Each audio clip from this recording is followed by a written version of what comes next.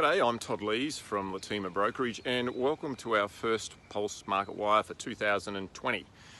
Now it's great to be able to start our wire with some good news, and that is we've received some very beneficial rains over many of the eastern and western cropping areas over the past week. Anywhere between 2 to 4 inches has been received, which is going to provide great relief to those fire-ravaged areas of Victoria and southern New South Wales.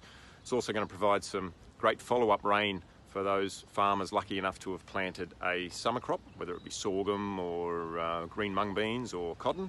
And thirdly, but not least, it's going to replenish those soil moisture reserves, which are critical for our winter planting program, which will start in late April, May. Also good news is that the forecast over the next 3 to 4 days is that we're potentially going to receive similar amounts of rain over this period in many of those same areas. So it really is a game changer for many of our farmers, and certainly raised their spirits and their optimism that they're actually going to have get a good start as far as a winter crop this year.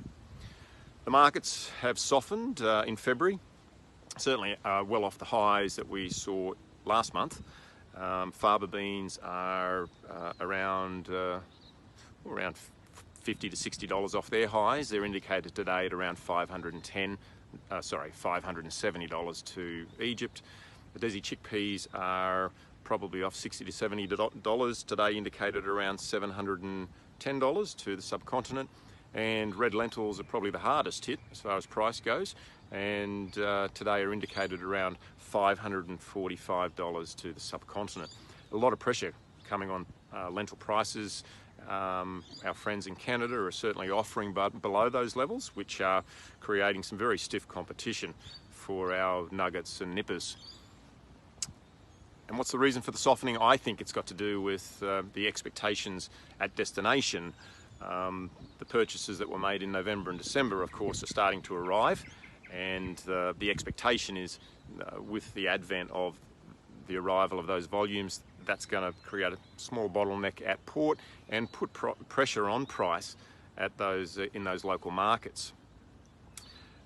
Interestingly, the export stats came out today, and faba beans was shown to be 28,000 tonnes in total, 24,000 tonnes of that to Egypt. Now the interesting thing is that at this time of the year, just so close to the completion of harvest, you'd expect that figure to probably be almost double, but it's not. So my line of thought is that perhaps that price pressure at destination is not going to eventuate with that volume, which is, I'd say, moderate to small for this time of the year. So it really will be interesting to see whether it does have any significant effect on prices in the local market. Well, that's it for this week. I'm off to India to attend the Pulse Conclave on Monday, and following up the week after that, attending the Gulf Food Expo in Dubai. So if you are at either of those events, please let me know. It'd be great to catch up for a chat. Maybe we can work out where these prices are going over the next 2 to 3 months. Thanks for listening, and have a great weekend. Bye for now.